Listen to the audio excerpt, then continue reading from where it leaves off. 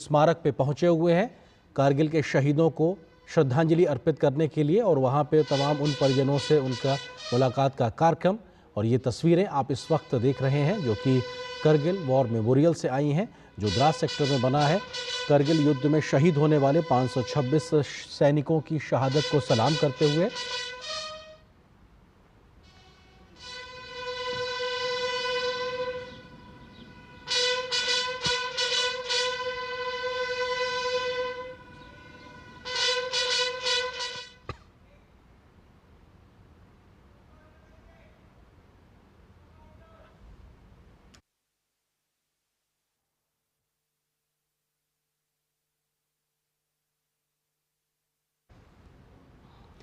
और ये तस्वीरें कारगिल युद्ध स्मारक द्रास से, जहां पे प्रधानमंत्री नरेंद्र मोदी पहुंचे हैं और 140 करोड़ भारतीयों की ओर से उन्होंने श्रद्धांजलि अर्पित की।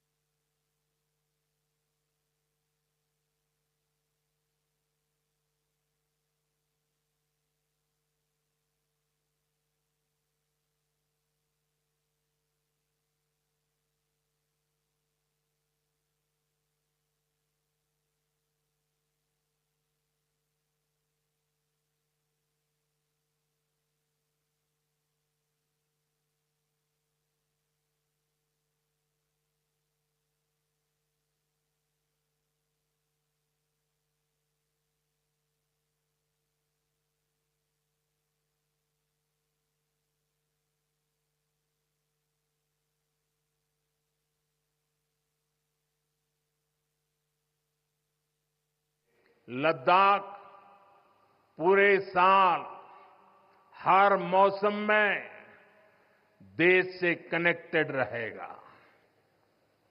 ये टनल के लिए नई संभावनाओं का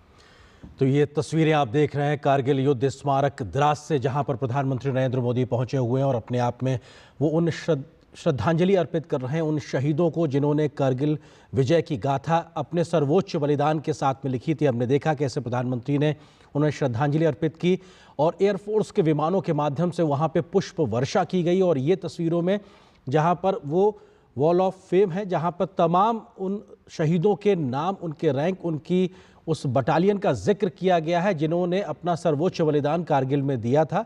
और ये अपने आप में वो दिखाता है कि उन शहीदों की शहादत को याद करने के लिए इस दीवार पर पीतल के बड़ी पट्टिका पर सभी का नाम अंकित किया गया है और यहाँ पर एक विजय स्तंभ के तौर पर उस प्रतीक को भी बनाया गया है जो ये दिखाता है कि कैसे भारतीय रणबांकुरों ने उस दुर्गम इलाके में दुनिया की सबसे ऊंची लड़ी गई लड़ाई को जीत के दिखाया था। हमारे साथ में खास मेहमान कारगिल युद्ध में अपनी सहभागिता करने वाले कर्नल गिरीश कुमार मेहदी रत्ता जी लगातार जुड़े हुए हैं। और मेहदी रत्ता जी, एक बार फिर से आपसे समझना चाहेंगे कि 25 साल के बाद देश का सर्वोच्च नेतृत्व जब अब उन शहीद जवानों को याद करता है, हुआ मौजूद है, तो ये दिखाता है कि 140 करोड़ भारतीय सम्मान के साथ में वहाँ मौजूद हैं और सबका सर झुका हुआ है उन शहीदों के शहादत के आगे।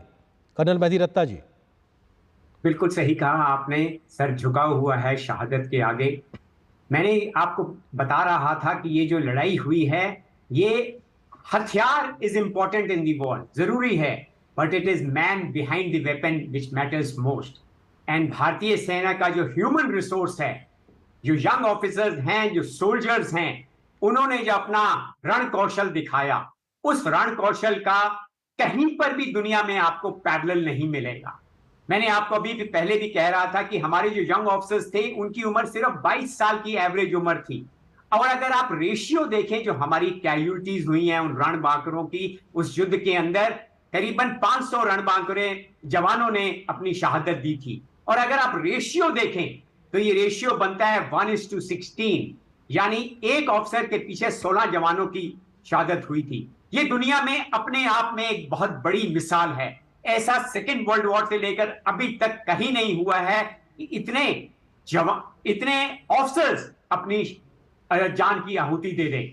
तो ये लीडर्स जो थे, जो यंग लीडर्स थे, ये लड़ाई उन लीडर्स और ये जो हमारे रणबांकुरे जवान थे उनकी मेहनत का फल है। सर आप जो ये बात कर रहे हैं, यहीं पे इस बात को मैं थोड़ा आपसे ही बेहतरी से समझना चाहता हूं, क्योंकि आपने यंग ऑफिसर्स का जिक्र किया और उस वक्त शहादत देने वाले 526 लोगों की, जवानों की जो औसत उम्र आप 22 साल का जिक्र कर रहे हैं, और इतनी बड़ी संख्या में शहादत होने की बड़ी वजह ऑफिसर्स का जो आप जिक्र कर रहे हैं वो भी ये क्योंकि अपनी टुकड़ी का नेतृत्व खुद जो अधिकारी होता है वो स्वयं सबसे आगे रह के करता है।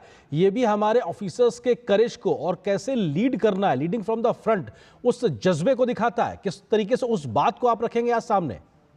मैं बिल्कुल आपको यही कहना चाह रहा था कि ये जितनी भी लड़ाइयां हुई वहां, जितनी भी लड़ाइयां हुई, चाहे वो बटालिक सेक्टर में हुई, चाहे कारगिल दराज मशको सेक्टर्स में हुई, चाहे वो तोलोलिंग की लड़ाई थी, चाहे वो 5140 की लड़ाई थी, चाहे 4875 की लड़ाई थी, चाहे टाइगर हिल की लड़ाई थी, हर एक लड़ाई में the officers led from the front. जब ऑफिसर आपका आगे चलता है तो जवान is doubly motivated. He says मेरा ऑफिसर आगे जा रहा है, तो उसके अंदर जो जज्बा पैदा होता है, और उस जज्बे की बहुत जरूरत थी उस लड़ाई में। मैं आपको बता रहा था कि ये चोटियां थी जहां पर दुश्मन बैठा हुआ था और हम खुले में नीचे से जा रहे थे, ओपन में वो हमारे ऊपर एम्ड फायर ला रहा था। उसी के बारे में मैं पहले भी बात कर रहा था कि 3 मई से लेकर 13 जून तक हमें सक्सेस इसलिए नहीं मिली थी कि हमारा तोपखाना वहां पूरे तरीके से नहीं पहुंचा था, मगर जब हमारा तोपखाना वहां पहुंचा और दुश्मन का हमने सिर नीचे कर दिया, उसके बाद हमारे रणबांकुरों को रोकने वाला कोई नहीं था। यही मैं कहना चाहता हूं कि दुश्मन के जो 80% कैजुअल्टीज, 80% कैजुअल्टीज कारगिल वॉर में जो हुई हैं वो आर्टिलरी फायर से हुई हैं। और उसके बाद हमारे लीडर्स और हमारे रणबांकुरों ने जो कार्यकुशलता दिखाई, जो रण कौशल दिखाया, उसकी मेन वजह यही है आज कारगिल की सारी चोटियां जिन पे दुश्मन हमारे ऊपर निफेरियस डिजाइन्स लेके आया था, सब हमारे पास वापस हैं। जी सर, आप जो बात कह रहे हैं अपने आप में जब उसको सुन रहे हैं तो रोंगटे खड़े होते हैं, क्योंकि वो दृश्य अनायास ही मन में कौंधने लगता है कि कैसे दुर्गम परिस्थितियों में हमारे रणबांकुरों ने इस वीर गाथा को अंजाम दिया। वहां पर उस शहादत के साथ में देश के मान सम्मान, तिरंगे के मान सम्मान के लिए उन्होंने सर्वोच्च बलिदान दिया है। कौन से बड़े पड़ाव आप देखते हैं? आपने एक बात का जिक्र किया कि जब तोपखाने की एक तरीके से वहां हमारी मौजूदगी हुई, वहां से पाकिस्तानियों के पैर पीछे होना शुरू हुए, उसके बाद में तोलोलुंग की पहाड़ियां हो या फिर टाइगर हिल पर पुनः कब्जा करना या अपनी मौजूदगी दर्ज कराना, आपको लगता है कि ये कुछ बड़े ऐसे टर्निंग पॉइंट्स थे जिसकी वजह से हमारे जवानों ने जो कारनामा किया उसने पूरी कहानी पलट के रख दी? कैसे आप याद करते हैं इन तमाम बड़े पड़ाव को? बड़ा पड़ाव मैं कहना चाहूंगा, ये तोलोलुंग की बैटल थी, दैट लेड द फाउंडेशंस। उसने नींव रखी थी हमारी जीत की, और वो नींव तभी रखी गई थी जब हमने एक नया कॉन्सेप्ट आर्टिलरी फायर में लाए थे। 100 गन्स, आप अंदाजा भी नहीं लगा सकते, 100 गन्स हम एक टारगेट के ऊपर मार रहे थे। almost 9,000 rounds were fired on the Tololing feature in a matter of couple of hours. कुछ ही घंटों में 9,000 गोले अगर आप एक टारगेट के ऊपर मारते हैं, तब अंदाजा लगा लिए, it is something like a micro nuke which has been fired. और जो हमने पाकिस्तान सेना के इंटरसेप्ट पकड़े, वो इंटरसेप्ट में यही बोल रहे थे कि हिंदुस्तान की आर्टिलरी ने, हिंदुस्तान के तोपखाने ने हमारे ऊपर कहर ढा दिया है, हमें बचाओ। वो अपने सीनियर्स को ये बता रहे थे। मैं आपको इसमें यहां पर एक और चीज कहना चाहूंगा, एक नए कॉन्सेप्ट की शुरुआत इस लड़ाई से हुई थी, और उसके बाद इन्फेंट्री और आर्टिलरी का जो समन्वय हुआ था, जो कोऑर्डिनेशन हुआ था, जो मेल जोल हुआ था, वो एक मेन कारण था जिसकी वजह से गिरीश मरियत्ता जी, अब आपको विनम्रता से रुकना चाहेंगे। कुछ और तस्वीरें और गौरव गाथाएं हम आपके साथ साझा करना चाहते हैं इस मौके पर, जो कि लगातार ये याद दिलाता है कि 25 साल का जो ये सफ़र है किस तरीके से अपने आप में पूरा हुआ। और आज युद्ध स्मारक द्रास में, जो कारगिल युद्ध स्मारक है, वहाँ प्रधानमंत्री पहुँचे हुए हैं, वहाँ पे श्रद्धांजलि अर्पित करने के लिए। तस्वीरें आप लगातार देख रहे हैं। शहीदों की चिताओं पर लगेंगे हर बरस मेले। जय हिंद, मैं राइफलमैन अमित सिंह। और मैं राइफलमैन जीवन श्रेष्ठा, 7 बटालियन 11 गोरखा राइफल भारतीय सेना की तरफ से आप सभी का इस कारगिल वॉर मेमोरियल में हार्दिक स्वागत तथा अभिनंदन करते हैं। कारगिल युद्ध का एक बड़ा भाग इसी द्रोण सेक्टर से लड़ा गया। इसके अलावा आप जिस स्थान पर उपस्थित हैं, वहां से उन पहाड़ियों की चंद एक चोटियां दिखाई देती हैं, जिन पर सन 1999 में पाकिस्तानी सेना ने धोखे से घुसपैठ की थी। आप जिस रास्ते से आए हैं, उसे नेशनल हाईवे के नाम से जाना जाता है।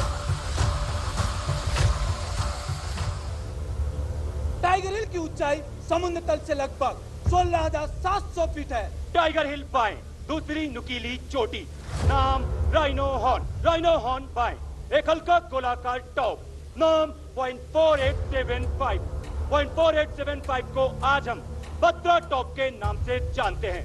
आपके सामने तोलोलिंग पहाड़ पर दुश्मन के करीब 100 सैनिक थे। ये उनके द्वारा की गई एक गहरी घुसपैठ थी। वहां से दुश्मन NH-1 पर प्रभावशाली फायर डाल रहा था। 2 जुलाई की रात दोनों ही बटालियनों ने भिन्न भिन्न दिशाओं से हमला शुरू किया। लक्ष्य कठिन था पर असंभव नहीं। इस गुस्सा की लड़ाई के बाद अंत 11 जुलाई टाइगर हिल की चोटी पर फिर से तिरंगा लहराया गया। उनके अदम्य साहस को देखते हुए 18 ग्रेनेडियर थे, ग्रेनेडियर योगेंद्र सिंह यादव को परमवीर चक्र और लेफ्टिनेंट बलवान सिंह को महावीर चक्र से सम्मानित किया गया। 0.4875 उसके आसपास की चोटियों को कब्जा करने की जिम्मेदारी 13 जम्मू एंड कश्मीर राइफल 17 व 2 नागा फोर्स दी गई। तीनों ही बटालियनों ने 4 जुलाई से लेकर 7 जुलाई तक चले इस संघर्षपूर्ण मुकाबले में अलग अलग दिशाओं से हमला कर दुश्मन को मुंह तोड़ जवाब दिया। इस ऑपरेशन में 13 जम्मू एंड कश्मीर राइफल के कैप्टन विक्रम बत्रा ने साहस का नया अध्याय लिखते हुए अपने प्राणों को देश के नाम निछावर कर दिया। शहीदों की चिताओं पर लगेंगे हर बरस मेले।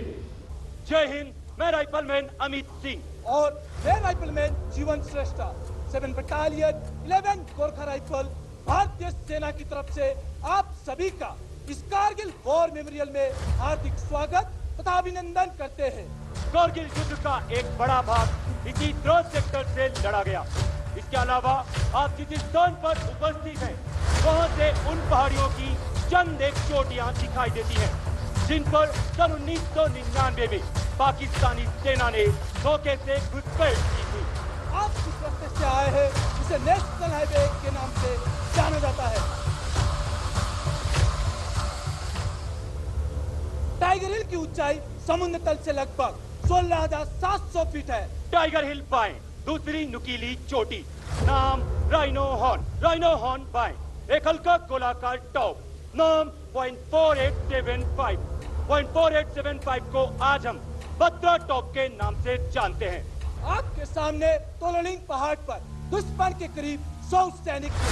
ये उनके द्वारा की गई एक गहरी घुसपैठ थी। वहां से दुश्मन NH-1 पर प्रभावशाली फायर डाल रहा था। 2 जुलाई की रात दोनों ही बटालियनों ने भिन्न भिन्न दिशाओं से हमला शुरू किया। लक्ष्य कठिन था पर असंभव नहीं। इस गुस्सा की लड़ाई के बाद अंत 11 जुलाई टाइगर हिल की चोटी पर फिर से तिरंगा लहराया गया। उनके अदम्य साहस को देखते हुए 18 ग्रेनेडियर्स से ग्रेनेडियर योगेंद्र सिंह यादव को परमवीर चक्र और लेफ्टिनेंट बलवान सिंह को महावीर चक्र से सम्मानित किया गया। 0.4875 फौज के आसपास की चोटियों को कब्जा करने की जिम्मेदारी 13 जम्मू एंड कश्मीर राइफल्स, 17 चार व 2 नागा फोर्स दी गई। तीनों ही बटालियनों ने 4 जुलाई से लेकर 7 जुलाई तक चले इस संघर्षपूर्ण मुकाबले में अलग अलग दिशाओं से हमला कर दुश्मन को मुंह तोड़ जवाब दिया। इस ऑपरेशन में 13 जम्मू एंड कश्मीर राइफल के कैप्टन विक्रम बत्रा ने साहस का नया अध्याय लिखते हुए अपने प्राणों को देश के नाम निछावर कर दिया। शहीदों की चिताओं पर लगेंगे हर बरस मेले। जय हिंद, मैं राइफलमैन अमित सिंह और मैं राइफलमैन जीवन श्रेष्ठा 7 बटालियन 11 गोरखा राइफल भारतीय सेना की तरफ से आप सभी का इस कारगिल वॉर मेमोरियल में हार्दिक स्वागत तथा अभिनंदन करते हैं। कारगिल युद्ध का एक बड़ा भाग इसी द्रोह सेक्टर से लड़ा गया। इसके अलावा आप जिस स्थान पर उपस्थित हैं वहां से उन पहाड़ियों की चंद एक चोटियां दिखाई देती हैं जिन पर सन 1999 में पाकिस्तानी सेना ने धोखे से घुसपैठ की थी। आप जिस रास्ते से आए हैं उसे नेशनल हाईवे के नाम से जाना जाता है। टाइगर हिल की ऊंचाई समुद्र तल से लगभग 16,700 फीट है। टाइगर हिल बाएं, दूसरी नुकीली चोटी, नाम राइनो हॉर्न बाएं, एक हल्का गोलाकार टॉप, नाम 0.4875 को आज हम बत्रा टॉप के नाम से जानते हैं। आपके सामने तोलोलिंग पहाड़ पर दुश्मन के करीब 100 सैनिक थे। ये उनके द्वारा की गई एक गहरी घुसपैठ थी। वहां से दुश्मन NH-1 पर प्रभावशाली फायर डाल रहा था। 2 जुलाई की रात दोनों ही बटालियनों ने भिन्न भिन्न दिशाओं से हमला शुरू किया। लक्ष्य कठिन था पर असंभव नहीं। इस गुस्सा की लड़ाई के बाद अंत 11 जुलाई टाइगर हिल की चोटी पर फिर से तिरंगा लहराया गया। उनके अदम्य साहस को देखते हुए 18 ग्रेनेडियर्स से ग्रेनेडियर योगेंद्र सिंह यादव को परमवीर चक्र और लेफ्टिनेंट बलवान सिंह को महावीर चक्र से सम्मानित किया गया। 0.4875 फौज के आसपास की चोटियों को कब्जा करने की जिम्मेदारी 13 जम्मू एंड कश्मीर राइफल्स, 17 चार व 2 नागा फोर्स दी गई। तीनों ही बटालियनों ने 4 जुलाई से लेकर 7 जुलाई तक चले इस संघर्षपूर्ण मुकाबले में अलग अलग दिशाओं से हमला कर दुश्मन को मुंह तोड़ जवाब दिया। इस ऑपरेशन में 13 जम्मू एंड कश्मीर राइफल के कैप्टन विक्रम बत्रा ने साहस का नया अध्याय लिखते हुए अपने प्राणों को देश के नाम निछावर।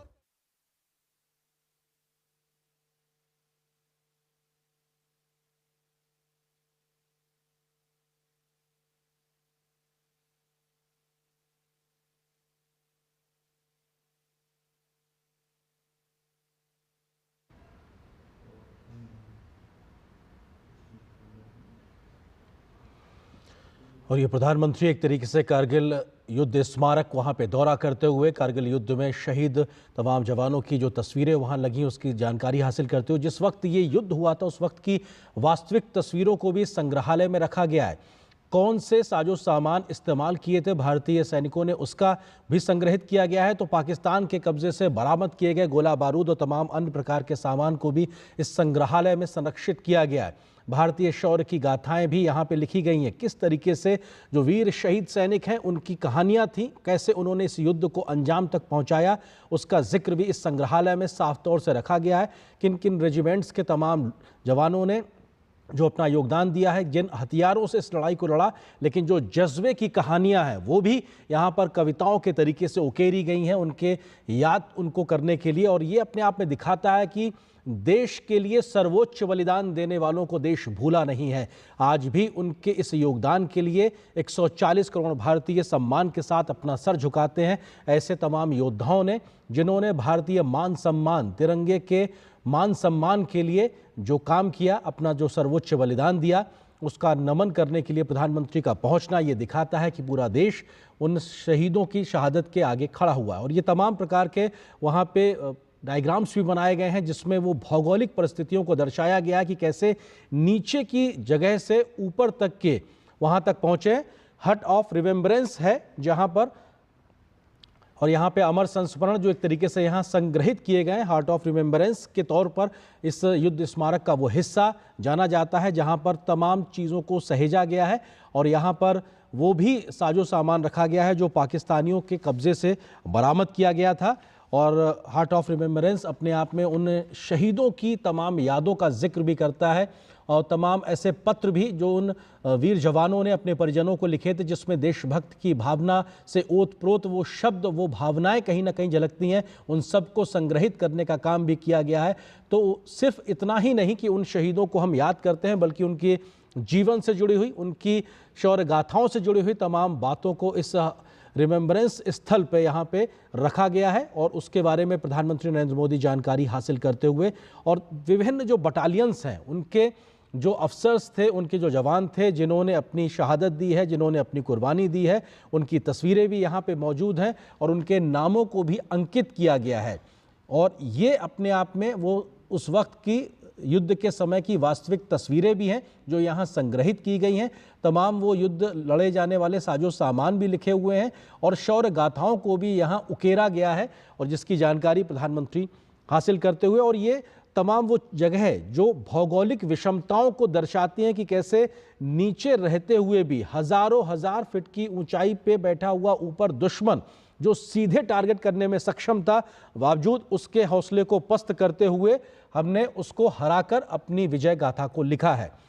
तो ये तस्वीरें आप लगातार प्रधानमंत्री के दौरे से जुड़ी देख रहे हैं और ये ग्रुप फोटो है जिसमें तमाम वो परिजन मौजूद हैं जिनके परिजनों ने शहादत दी है। उस वक्त के जो तमाम जो शहादत देने वाले लोग हैं उनके परिजन भी मौजूद हैं, प्रधानमंत्री की मौजूदगी है, तमाम सेना के बड़े अधिकारी मौजूद हैं और ये दिखाता है कि परिजनों के साथ पूरा देश आज खड़ा हुआ है और तिरंगे की तले ये सबकी मौजूदगी दिखाता है कि ये भारत माता की जय और भारत के इस तिरंगे और मान सम्मान के लिए पीछे दिख रही इन चोटियों, भले ही ये ज़मीन का एक टुकड़ा मात्र कहा जाए लेकिन वो एक टुकड़ा नहीं, हमारे मान सम्मान का प्रतीक है जिसकी एक एक इंच ज़मीन को हमने अपनी शौर्य की गाथाओं से अपने लहू को बहाकर हासिल किया और दिखाया दुनिया को और दिखाया पाकिस्तान को कि आपकी एक भी नापाक हरकत को हम नेस्तनाबूद कर देंगे। और ये उस अमर गाथा, उस विजय पथ की कहानी है जो हमारे देश के रणबांकुरों ने, सेनाओं ने मिलकर लिखी है आज से 25 साल पहले कारगिल के युद्ध में। और आज 25 साल का ये पड़ाव हमें उन शहीदों की, उन तमाम युद्धकर्मियों के योगदान को याद दिलाता है जिन्होंने अदम्य शौर्य और पराक्रम को दिखाते हुए आज के इस दिन तक पहुंचने का हम देशवासियों को मौका दिया है। 26 जुलाई 1999 वो दिन जब उस वक्त प्रधानमंत्री रहे अटल बिहारी वाजपेयी जी ने युद्ध जीतने की घोषणा की थी और ये कहा था कि अब ये ऑपरेशन विजय पूरा हुआ है और देश ने इस युद्ध को जीत लिया है। तमाम ऐसे मौके आए जब हमारी तमाम रणनीतियां उतनी कारगर साबित होती नजर नहीं आई, लेकिन हर बदलते दिन के साथ हमने अपनी रणनीति को बदला। कैसे इन्फेंट्री ने अपनी लड़ाई लड़ी, कैसे वायुसेना ने अपने मोर्चेबंदी की और उसके बाद जाके पाकिस्तान की इस घुसपैठ की कोशिश को पूरी तरह नाकाम किया गया। पाकिस्तान के उस वक्त के प्रधानमंत्री नवाज शरीफ अमेरिका दौड़कर गए थे किसी तरीके से हमको और हमारे देश को बचा लीजिए, क्योंकि हिंदुस्तान ने इस बात का प्रण लिया था कि हम अपनी एक एक इंच ज़मीन वापस लेने तक रुकने वाले नहीं हैं। और ये संदेश साफ तौर से दुनिया को दिया गया था।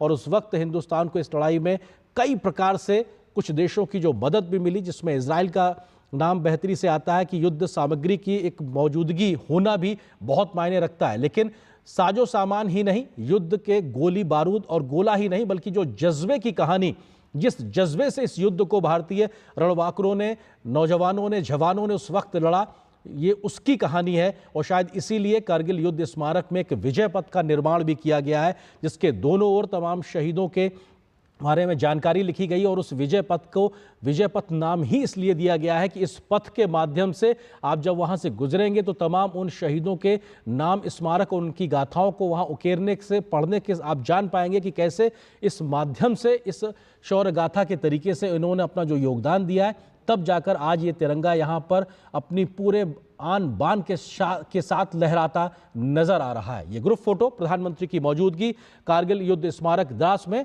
और ये वीर भूमि में प्रधानमंत्री ने श्रद्धा सुमन अर्पित किए।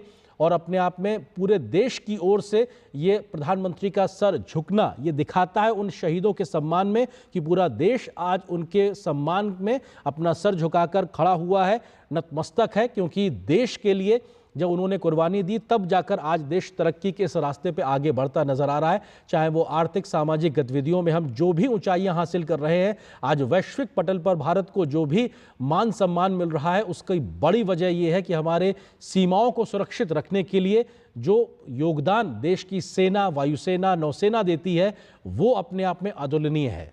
खुला सुरंग प्रथम विस्फोट कार्यक्रम के ऐतिहासिक समारोह में माननीय प्रधानमंत्री श्री नरेंद्र मोदी जी एवं सभी गणमान्य अतिथिगणों का हार्दिक स्वागत एवं अभिनंदन करती हूं। जैसे कि आप सभी को ज्ञात है कि शृंखला सुरंग के निर्माण कार्य का शुभ आरंभ माननीय प्रधानमंत्री जी के कर कमलों द्वारा पहले विस्फोट से किया जाएगा। सर्वप्रथम आपके सामने प्रस्तुत है शृंखला सुरंग की रणनीतिक और आर्थिक महत्व के ऊपर तैयार किया गया एक चलचित्र।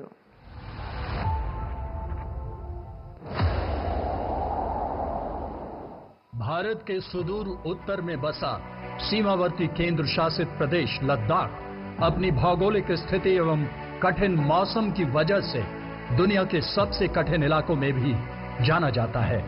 विगत एक दशक से राष्ट्र ने माननीय प्रधानमंत्री श्री नरेंद्र मोदी के गतिशील नेतृत्व में न केवल विरोधियों के नापाक इरादों पर काबू पाने के लिए सक्रिय दृष्टिकोण अपनाया है, बल्कि सीमा पर बुनियादी ढांचे के निर्माण की गति को भी बढ़ावा दिया है। बॉर्डर एरिया डेवलपमेंट और सीमा पर सड़कें, पुल बनाने का काम भी बहुत तेजी से हुआ है। मनाली और लेह के बीच निर्माणाधीन निमू पदम दारचा रोड पर शृंखला दर्रे पर 4,800 मीटर की ऊंचाई पर दुनिया की सबसे ऊंची शृंखला सुरंग के निर्माण की मंजूरी भारत सरकार की सक्रिय पहलों में से एक है। सीमा सड़क संगठन को इस महत्वाकांक्षी परियोजना के कार्यान्वयन की जिम्मेदारी सौंपी गई है।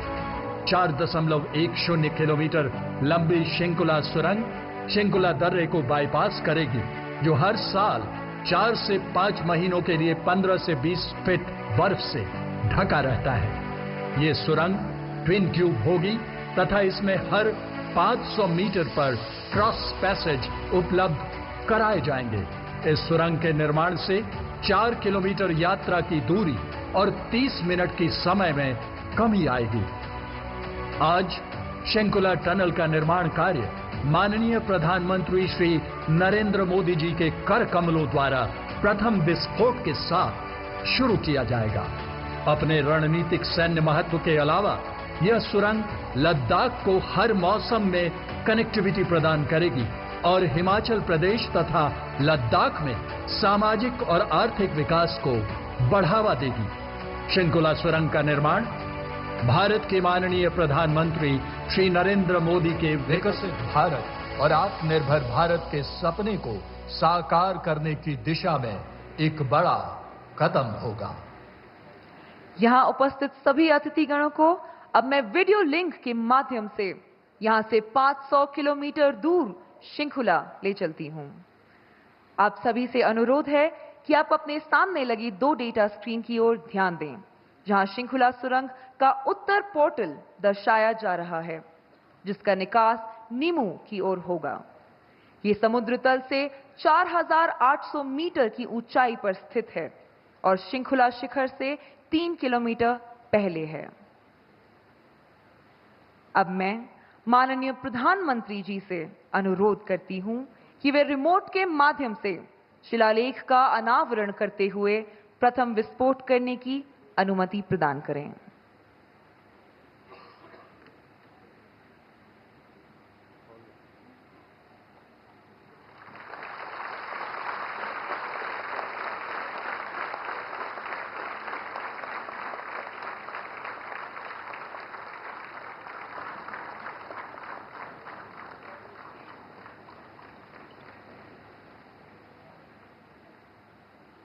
अब कुछ ही क्षणों में आप श्रृंखला सुरंग का पहला विस्फोट देखेंगे, जिससे सुरंग के निर्माण कार्य की शुरुआत होगी।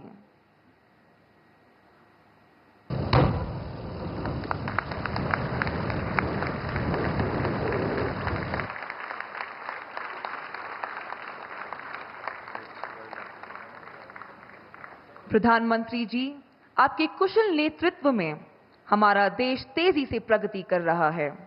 आपकी दूरदर्शिता और सशक्त नीतियों ने हमें आत्मनिर्भर भारत की ओर अग्रसर किया है।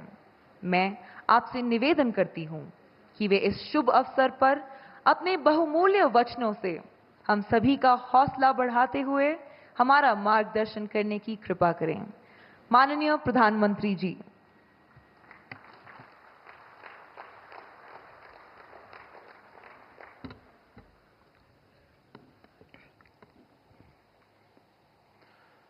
भारत माता की, भारत माता की आवाज पहाड़ी के उस पार सुनाई देनी चाहिए। भारत माता की, भारत माता की। लद्दाख के लेफ्टिनेंट गवर्नर बीडी मिश्रा जी, केंद्रीय मंत्री Sanjay Seth, chief of defence staff general Anil Chauhan, तीनों सेनाओं के सेनाध्यक्ष, करगिल युद्ध के समय सेनाध्यक्ष रहे जनरल वीपी मलिक जी, पूर्व सेनाध्यक्ष जनरल मनोज पांडे जी, वीरता पुरस्कार प्राप्त सेवारत और सेवानिवृत्त सैनिकों, करगिल युद्ध के बहादुर वीरों की माताएं, वीर नारियां और उनके समस्त परिजन, सेना के बहादुर जवानों और मेरे प्रिय देशवासियों, आज लद्दाख की ये महान धरती कारगिल विजय के 25 वर्ष पूरे होने की साक्षी बन रही है। कारगिल विजय दिवस हमें बताता है कि राष्ट्र के लिए दिए गए बलिदान अमर होते हैं। दिन, महीने, वर्ष, सदियां गुजरते हैं, सर्दियां भी गुजरती हैं, मौसम भी बदलते हैं, लेकिन राष्ट्र की रक्षा के लिए अपनी जान की बाजी लगाने वालों के नाम अमिट रहते हैं। ये देश हमारी सेना के पराक्रमी महानायकों का सदा सर्वदा ऋणी है। ये देश उनके प्रति कृतज्ञ है। साथियों, मेरा सौभाग्य है कि कारगिल युद्ध के समय मैं एक सामान्य देशवासी के रूप में अपने सैनिकों के बीच था। आज जब मैं फिर करगिल की धरती पर हूं तो स्वाभाविक है वो स्मृतियां मेरे मन में ताजा हो गई है। मुझे याद है किस तरह हमारी सेनाओं ने इतनी ऊंचाई पर इतने कठिन युद्ध ऑपरेशन को अंजाम दिया था। मैं देश को विजय दिलाने वाले ऐसे सभी शूरवीरों को आदरपूर्वक प्रणाम करता हूं। मैं उन शहीदों को नमन करता हूं जिन्होंने कारगिल में मातृभूमि की रक्षा के लिए अपना सर्वोच्च बलिदान दिया। साथियों, कारगिल में हमने केवल युद्ध नहीं जीता था, हमने सत्य, संयम और सामर्थ्य का अद्भुत परिचय दिया था। आप जानते हैं, भारत उस समय शांति के लिए प्रयास कर रहा था। बदले में पाकिस्तान ने फिर एक बार अपना अविश्वासी चेहरा दिखाया। लेकिन सत्य के सामने असत्य और आतंक की हार हुई। साथियों, पाकिस्तान ने अतीत में जितने भी दुष्प्रयास किए उसे मुंह की खानी पड़ी है। लेकिन पाकिस्तान ने अपने इतिहास से कुछ नहीं सीखा है। वो आतंकवाद के सहारे, प्रॉक्सी वॉर के सहारे अपने आप को प्रासंगिक बनाए रखने का प्रयास कर रहा है। लेकिन आज जब मैं उस जगह से बोल रहा हूं जहां आतंक के आकाओं को मेरी आवाज सीधे सुनाई पड़ रही है, मैं आतंकवाद के इन सरपरस्तों को कहना चाहता हूं कि उनके नापाक मंसूबे कभी कामयाब नहीं होंगे।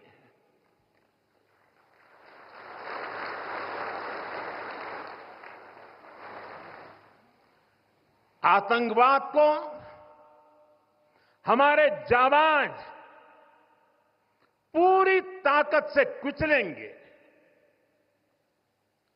दुश्मन को मुंह तोड़ जवाब दिया जाएगा। साथियों, लद्दाख हो या फिर जम्मू कश्मीर, विकास के सामने आ रही हर चुनौती को भारत परास्त करके ही रहेगा।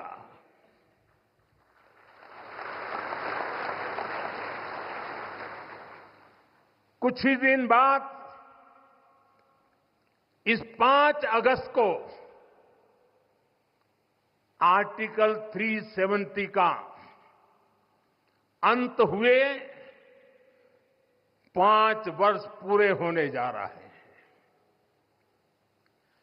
जम्मू कश्मीर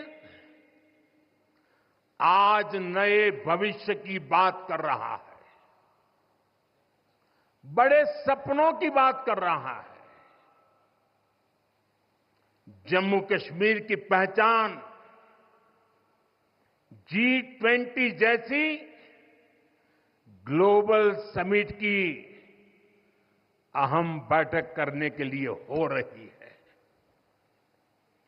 इंफ्रास्ट्रक्चर डेवलपमेंट के साथ साथ जम्मू कश्मीर लेह लद्दाख में टूरिज्म सेक्टर भी तेजी से ग्रो कर रहा है। दशकों बाद कश्मीर में सिनेमा घर खुला है। 3.5 दशक के बाद पहली बार श्रीनगर में ताजिया निकला है।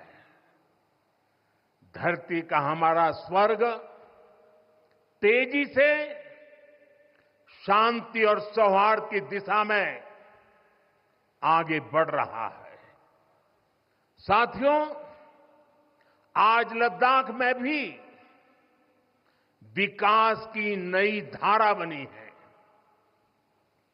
सिंकुल्ला टनल, इसके निर्माण का काम शुरू हुआ है। सिंकुल्ला टनल के जरिए लद्दाख पूरे साल हर मौसम में देश से कनेक्टेड रहेगा। ये टनल की कठोर मौसम की वजह से लद्दाख के लोगों को कितनी मुश्किलें आती हैं, सिंकुल्ला टनल के बनने से ये मुश्किलें भी कम होगी। मैं लद्दाख के मेरे भाई बहनों को इस टनल का काम शुरू होने के लिए विशेष बधाई देता हूं। साथियों, लद्दाख के लोगों का हित हमेशा हमारी प्राथमिकता रहा है। मुझे याद है कोरोना के समय में करगिल क्षेत्र के हमारे कई लोग ईरान में फंस गए थे। उन्हें वापस लाने के लिए मैंने व्यक्तिगत स्तर पर काफी प्रयास किए। ईरान से लाकर उन्हें जैसलमेर में ठहराया गया था और जब स्वास्थ्य की दृष्टि से पूरी तरह संतोषजनक रिपोर्ट मिले, उसके बाद उन सबको उनके घर तक यहां पहुंचाया था। हमें संतोष है कि हम अनेकों जिंदगियों को बचा पाए। यहां के लोगों की सुविधाएं बढ़े, ईज ऑफ लिविंग बढ़े, इसके लिए भारत सरकार निरंतर प्रयास कर रही है। बीते 5 वर्षों में ही हमने लद्दाख के बजट को 1100 करोड़ से बढ़ाकर 6000 करोड़ रुपए कर दिया है। यानी करीब करीब 6 गुना की वृद्धि। ये पैसा आज लद्दाख के लोगों के विकास में, यहां सुविधाएं बढ़ाने में काम आ रहा है। आप देखिए, सड़क, बिजली, पानी, शिक्षा, पावर सप्लाई, रोजगार, लद्दाख में हर दिशा में दृश्य भी बदल रहा है, परिदृश्य भी बदल रहा है।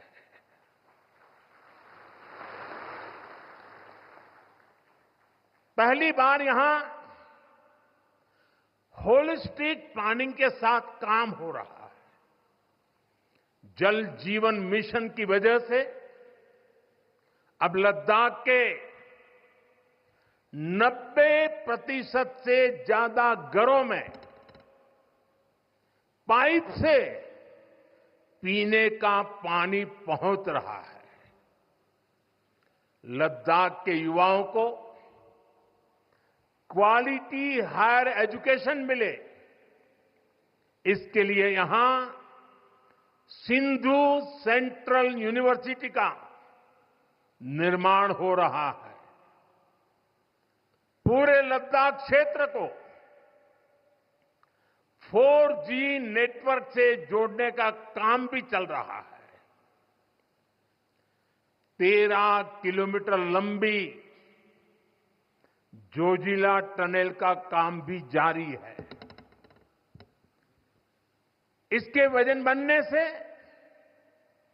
नेशनल हाईवे नंबर 1 पर भी ऑल वेदर कनेक्टिविटी हो जाएगी। साथियों, हमने देश के सीमावर्ती क्षेत्रों में विकास के असाधारण लक्ष्य तय किए हैं। चैलेंजिंग टास्क को अपने हाथों में लिया है। बॉर्डर रोड ऑर्गेनाइजेशन बीआरओ ने ऐसे लक्ष्यों को पूरा करने के लिए अभूतपूर्व गति से काम किया है। बीआरओ ने पिछले 3 साल में ही 330 से ज्यादा इंफ्रास्ट्रक्चर प्रोजेक्ट पूरे किए हैं। इसमें लद्दाख के विकास कार्यों से लेकर पूर्वोत्तर में सेला टनल जैसे प्रोजेक्ट भी शामिल है। मुश्किल टेरेन्स में विकास की एक गति नए भारत की क्षमता और दिशा दोनों दिखाते हैं। साथियों, आज की वैश्विक परिस्थितियां पहले से अलग है। इसलिए हमारी सेनाओं को हथियारों और उपकरणों के साथ साथ कार्यशैली और व्यवस्थाओं में भी आधुनिक होना चाहिए। इसलिए देश दशकों से डिफेंस सेक्टर में बड़े रिफॉर्म्स की जरूरत महसूस करता रहा था। सेना स्वयं वर्षों से इसकी मांग कर रही थी, लेकिन दुर्भाग्य से पहले इसे उतना महत्व नहीं दिया गया। बीते 10 वर्षों में हमने डिफेंस रिफॉर्म्स को रक्षा क्षेत्र की पहली प्राथमिकता बनाया है। इन रिफॉर्म्स के कारण आज हमारी सेनाएं ज्यादा सक्षम हुई हैं, आत्मनिर्भर हो रही है। आज डिफेंस प्रोक्योरमेंट में बड़ी हिस्सेदारी भारतीय डिफेंस इंडस्ट्री को दी जा रही है। डिफेंस में रिसर्च एंड डेवलपमेंट बजट का भी 25% प्राइवेट सेक्टर के लिए रिजर्व किया गया है। ऐसे ही प्रयासों का परिणाम है कि भारत का डिफेंस प्रोडक्शन अब 1.25 लाख करोड़ रुपए से ज्यादा हो चुका है। कभी भारत की गिनती हथियार मंगाने वाले देश के रूप में भी थी। अब भारत एक्सपोर्टर के तौर पर अपनी पहचान बना रहा है।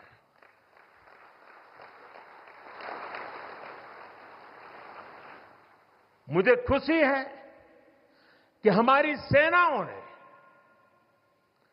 5,000 से ज्यादा हथियारों और ये सैन्य उपकरणों की लिस्ट बनाकर ये तय किया है कि अब ये 5,000 आइटम्स बाहर से नहीं मंगवाए जाएंगे।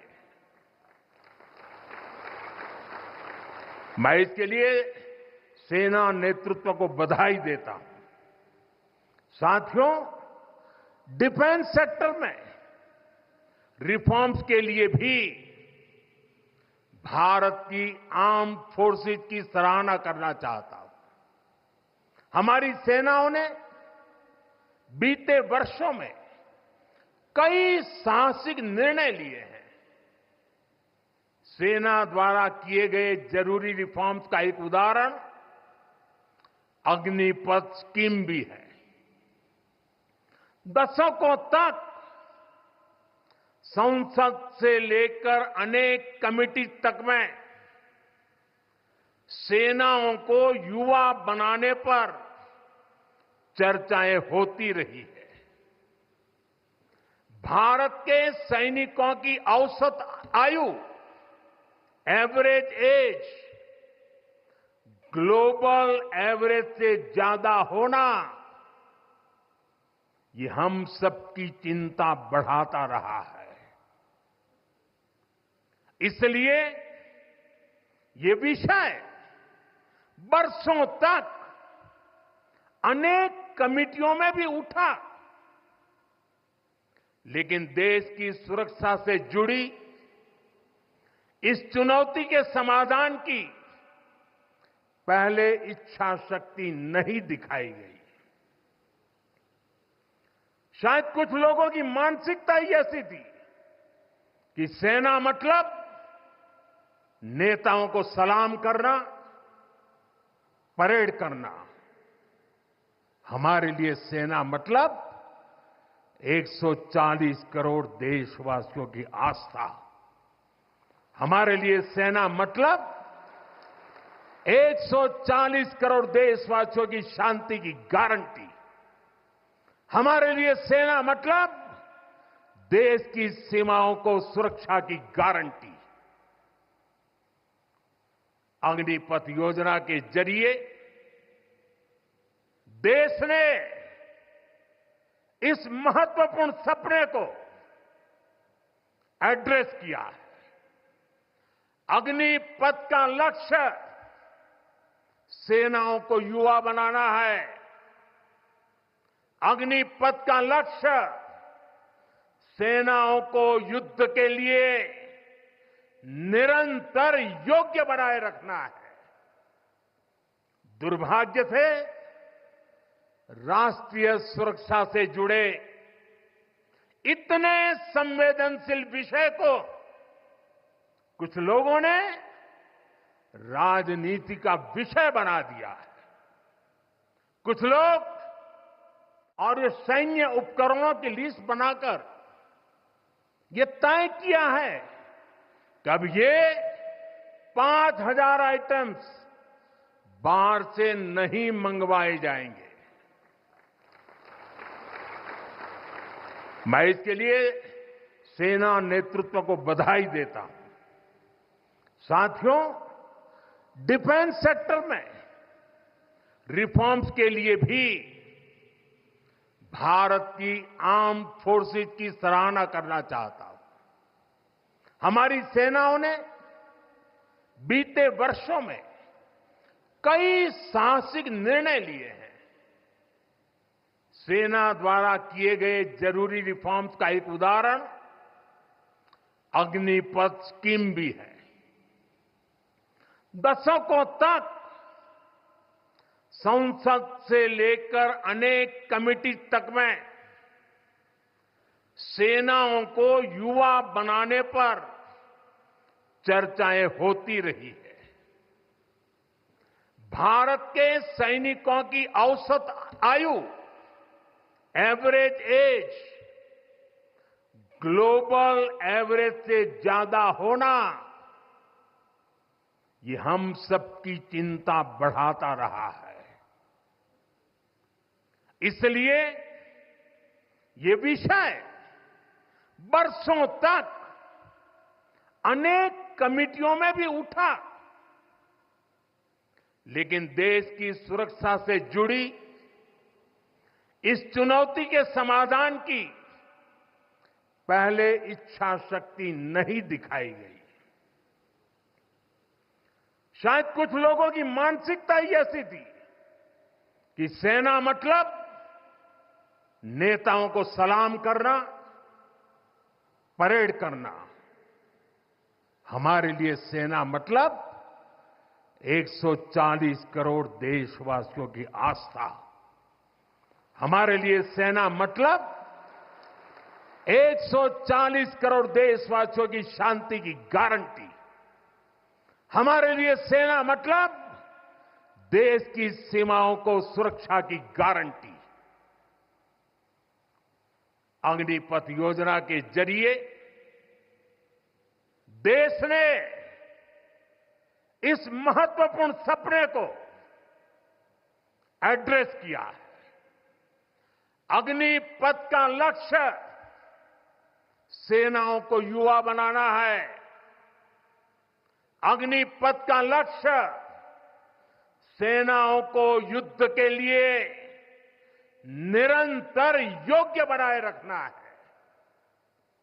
दुर्भाग्य से राष्ट्रीय सुरक्षा से जुड़े इतने संवेदनशील विषय को कुछ लोगों ने राजनीति का विषय बना दिया है। कुछ लोग सेना के इस रिफॉर्म पर भी अपने व्यक्तिगत स्वार्थ में झूठ की राजनीति कर रहे हैं। ये वही लोग हैं जिन्होंने सेनाओं में हजारों करोड़ के घोटाले करके हमारी सेनाओं को कमजोर किया। ये वही लोग हैं जो चाहते थे कि एयरफोर्स को कभी आधुनिक फाइटर जेट न मिल पाए। ये वही लोग हैं जिन्होंने तेजस फाइटर प्लेन को भी डिब्बे में बंद करने की तैयारी कर ली थी। साथियों, सच्चाई ये है कि अग्निपथ योजना से देश की ताकत बढ़ेगी और देश का सामर्थ्यवान युवा भी मातृभूमि की सेवा के लिए आगे आएगा। प्राइवेट सेक्टर और पैरामिलिट्री फोर्सेस में भी अग्निवीरों को प्राथमिकता देने की घोषणाएं की है। मैं तो हैरान हूं, कुछ लोगों की समझ को क्या हुआ है, उनकी सोच को क्या हो चुका है। ऐसा भ्रम फैला रहे हैं कि सरकार पेंशन के पैसे बचाने के लिए ये योजना लेकर आई है। मैं जरा ऐसे लोगों की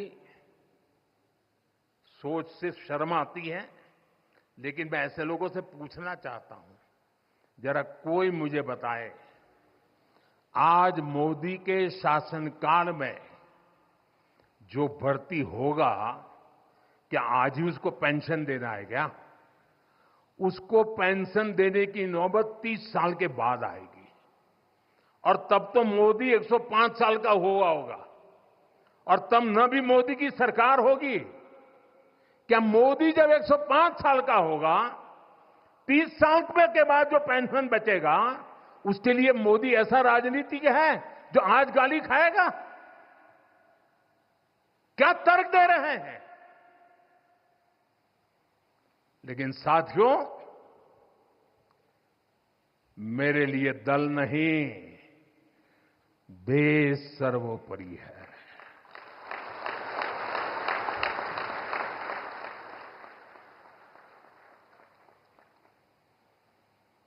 और साथियों, मैं आज गर्व से कहना चाहता हूं, सेनाओं द्वारा लिए गए इस फैसले का हमने सम्मान किया है।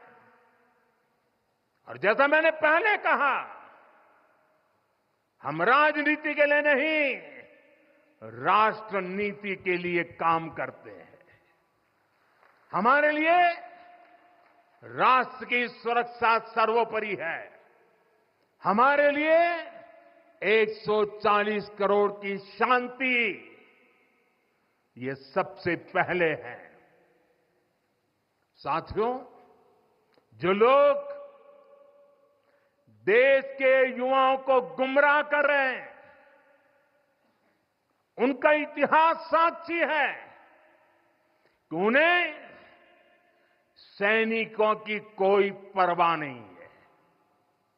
ये वही लोग हैं जिन्होंने एक मामूली रकम 500 करोड़ रुपए दिखाकर वन रैंक वन पेंशन पर झूठ बोला था। 500 करोड़। ये हमारी सरकार है जिसने वन रैंक वन पेंशन लागू किया। पूर्व सैनिकों को 1.25 लाख करोड़ रुपए से ज्यादा दिए गए। अब कहां 500 करोड़, कहां 1.25 लाख करोड़। इतना झूठ और देश के जवानों की आंख में धूल झोंकने का पाप। ये वही लोग हैं जिन्होंने आजादी के 7 दशक बाद भी सेना की मांग होने के बावजूद भी, देश के वीर सैनिकों के परिवारों की मांग होने के बाद भी हमारे शहीदों के लिए वॉर मेमोरियल नहीं बनाया। टालते गए, कमिटियां बनाते गए, नक्शे दिखाते गए। ये वही लोग हैं जिन्होंने सीमा पर तैनात हमारे जवानों को पर्याप्त बुलेट प्रूफ जैकेट्स भी नहीं दी थी। और साथियों, ये वही लोग हैं जो करगिल विजय दिवस को भी नजरअंदाज करते रहे। ये तो देश की कोटि कोटि जनता के आशीर्वाद है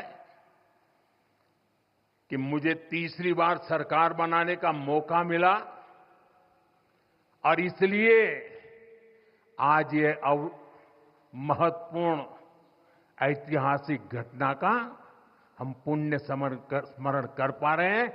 वरना अगर वही आ जाते तो इस युद्ध विजय की इस तारीख को याद नहीं करते। साथियों, कारगिल की विजय ये किसी सरकार की विजय नहीं थी। कारगिल की विजय ये किसी दल का विजय नहीं था। ये विजय देश की थी। ये विजय देश की विरासत है। ये देश के गर्व और स्वाभिमान का पर्व है। मैं एक बार फिर 140 करोड़ देशवासियों की तरफ से मेरे वीर जवानों को श्रद्धापूर्वक नमन करता हूं। सभी देशवासियों को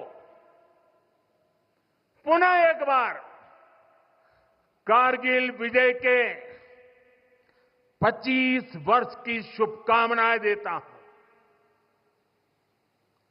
मेरे साथ बोलिए, भारत माता की। ये भारत माता की जय मेरे उन वीर शहीदों के लिए है, मेरे वीर भारत मां के वीर सपूतों के लिए है। भारत माता की, भारत माता की, भारत माता की। बहुत बहुत धन्यवाद।